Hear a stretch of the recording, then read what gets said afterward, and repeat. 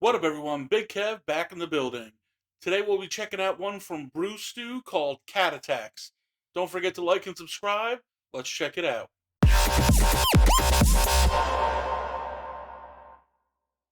This is my first time checking out a video from Brewstew, so I'm not quite sure what to expect, but with a title like Cat Attacks, figured I'd give it a go. Let's get into it.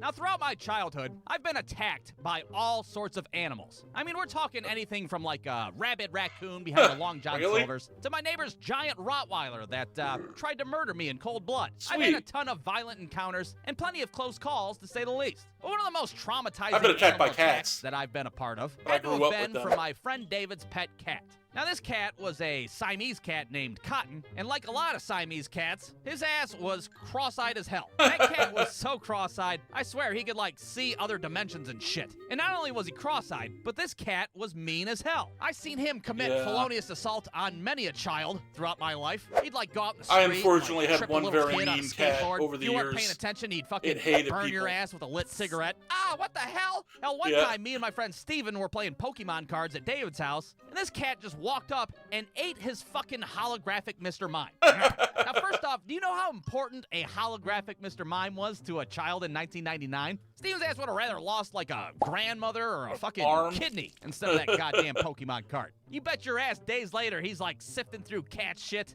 All that's left of Ugh. Mr. Mime's ass is like a crumpled up 40 HP I don't know if I go piece that of far. cardboard and shit. Ah, god damn it, look how they massacred my boy. To hell with your evil ass Massacred cat. my Not to boy. mention that cat was volatile as hell. He could attack your ass unprovoked at any moment. So when we were at David's house, you didn't go near Cotton. You tried to keep your voice down while he was in the room. Hell, if he fucking farted too loud, that cat would Freddy Krueger your ass 6 ways to Sunday. And that went double for me because Cotton seemed like he had some sort of personal vendetta against my did. little You were in ass. his house. I mean, I have no idea why. I followed all the proper precautions. I didn't go near him. I kept my voice down. If I had to fucking fart, I stuck my ass out of the nearest window. But it didn't matter.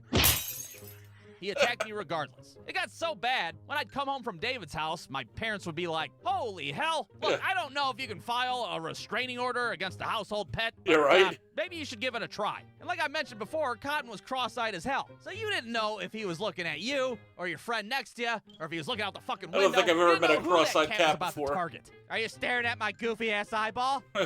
No? Please don't hurt us. I'm not talking to you guys. I'm talking about that kid across the street, goddammit. Ah, what the fuck? Now, one thing that I failed to mention about Cotton the cat is that his ass would have seizures from time to time. That's right, apparently cats can have epilepsy. That's a real Fun. thing. His ass was diagnosed by a veterinarian and everything. Oh, Yeah, I your never had cat's a gonna cat that had have seizures and epilepsy. flip-flop around That'd like be a scary. fucking bluegill out of water. He'll be fine, though. Just keep him away from, like, hardwood floors and probably the staircase. Now, these seizures that Cotton That's would all. have never really seemed to bother him all that Or much. stairs. He would just kind of, like, spaz out for a minute or two, and then he'd just pop up and walk away like nothing ever happened. But these seizures would happen all of the time. They happened so frequently, it wasn't even like a big deal to us. It was just like a common occurrence in David's house. We'd be sitting on the couch watching TV. Cotton's ass would be over there like, Picture in the background. It's great. dude, turn your TV up. I can hardly hear Boy Meets World over your loud-ass spastic cat. Well, Wait, fuck you, well, Mr. Feeney. I'm not going to detention. How about that?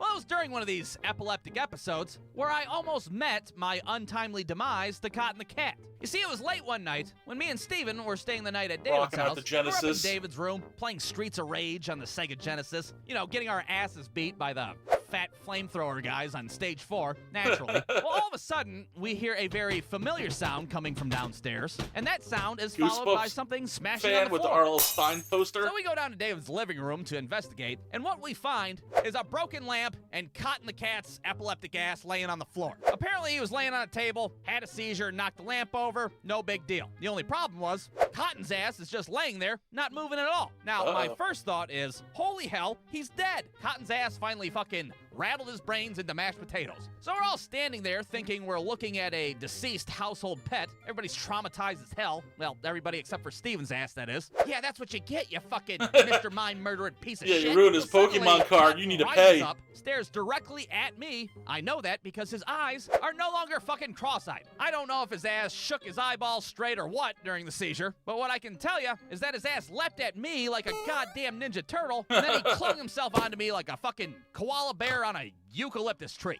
Now, real quick, it's important to note that I don't draw ears on my characters usually, because I'm a lazy piece of shit. But because of the nature of this attack, I'm gonna put a fucking ear on my character. Because what happens next He is rips it Cotton's off? ass ends up clawing into my fucking earlobe. And he Oh. didn't just scratch it. No, he gets his claw stuck in it. No. Now, I don't know if you've ever had your ear pierced by a cat litter encrusted claw before, but I really Have do not. not recommend it. I start running around David's living room in a panic while 9 pounds of fucking Siamese cat hangs off my ear. David's ass is over there like, heal, Cotton! Heal, goddammit! Heal? Stop it! Steven's flinging fucking couch pillows at it, trying to save my life. What's the Eventually, pillow gonna Cotton's do? ass leaps off of me. I couldn't tell you exactly how or when, because I'm pretty sure I blacked out over the whole fucking ordeal. All I know is I end up fucking covered in my own blood, looking like I stormed the beaches of Normandy and It's like, shit. why My don't we fucking go ear over to one of your thankfully other still friend's somewhat house instead of attached to the side David's my head. house? Cotton's just David's sitting on the house couch sucks. smoking a cigarette and shit. Yeah, well, next time I'll reservoir dog that bitch right off the side of your head. I'll disfigure a child. I'm not afraid of jail. I go home the next day, and my parents are like, Jesus Christ, Holyfield, what the hell happened to your ear? I don't want Holyfield. to talk about it, but I'm gonna press charges, and I'm definitely filing that fucking restraining order. Yeah, that was pretty humorous. As someone who grew up with cats in their family, I am well aware of cat attacks. I've been attacked multiple times. Just minding my own business, cat jumps up, just takes a swipe at you, out of nowhere. I think once when I was sleeping, I had the cat jump from my dresser onto my face. That's not a fun way to wake up. I'll let you know that right away. So I never had a cat that had seizures or that ripped out my earlobe, never to that extent, but I definitely had one or two unfriendly cats over the years. Mostly my cats were great, but there was a couple that did not care for people. Yeah, that was a fun video. Don't forget to like and subscribe. Until next time, have a good one.